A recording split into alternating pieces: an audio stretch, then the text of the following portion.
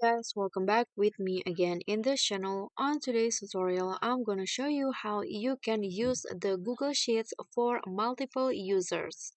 So in here, I've already opened my Google Sheet file, and here, if you want to know how you can use the file uh, with multiple other users, what you need to do is just click on the share button at the top right corner.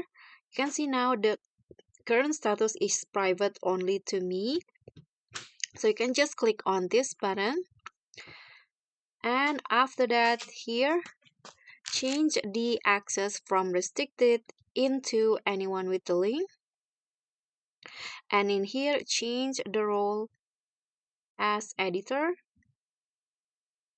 and after that you can just add the people that you want to invite into this file. So let's say this one.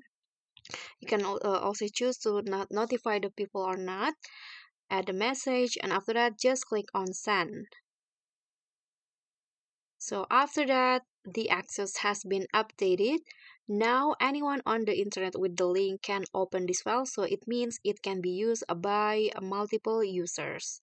So that's all for me. Thank you so much for watching. Don't forget to like, comment, and also subscribe, and click on the thanks button. Bye.